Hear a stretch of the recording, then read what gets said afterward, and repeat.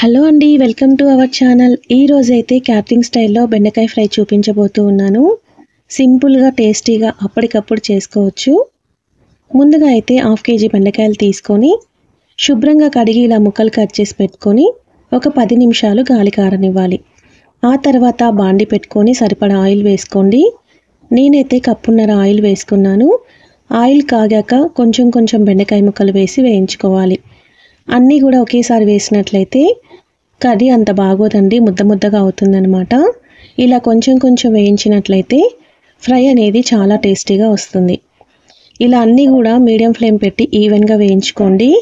High flame పెడితే ఒకేసారి అన్నీ మాడిపోయినట్టుగా అవుతాయి, టేస్ట్ అంత బాగోదు. ఇలా కలర్ వచ్చేసాక ఒక బౌల్లోకి తీసుకోండి. బెండకాయ అనేది మరి హెల్త్కి చాలా మంచిది. చిన్నప్పటి నుంచి మనం వింటూ ఉంటాము, బెండకాయ తింటే జ్ఞాపక శక్తి పెరుగుతుందని, లెక్కలు బాగా వస్తాయంటారు కదా.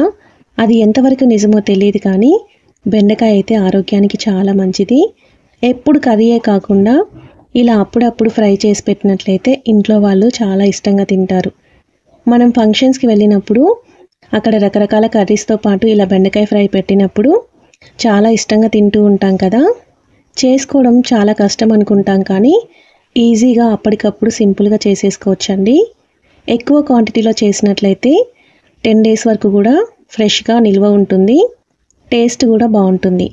హడావుడిగా జాబ్స్కి వెళ్ళే వాళ్ళకి, మార్నింగ్ బాక్స్ పెట్టే వాళ్ళకి కర్రీ చేయనప్పుడు ఇలా బెండకాయ ఫ్రై చేసి పెట్టుకున్నట్లయితే అప్పటికప్పుడు చక్కగా బాక్స్ పెట్టేయచ్చు.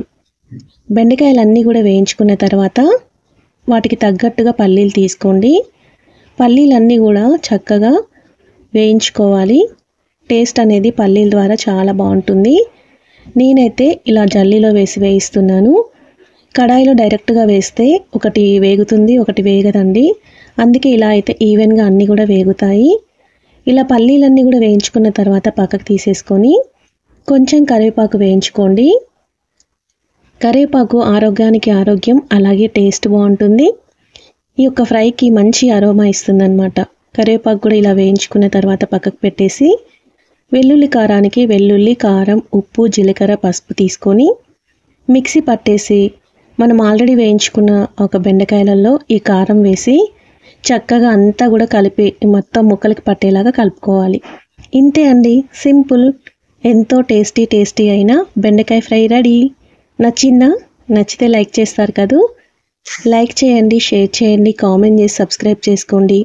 మన ఛానల్ని ఎవరైనా కొత్తగా చూస్తున్నట్లయితే మరి సబ్స్క్రైబ్ చేసి ఇంకా ఎన్నో వీడియోస్ మన ఛానల్లో ఉన్నాయి, ఒకసారి వాచ్ చేయండి.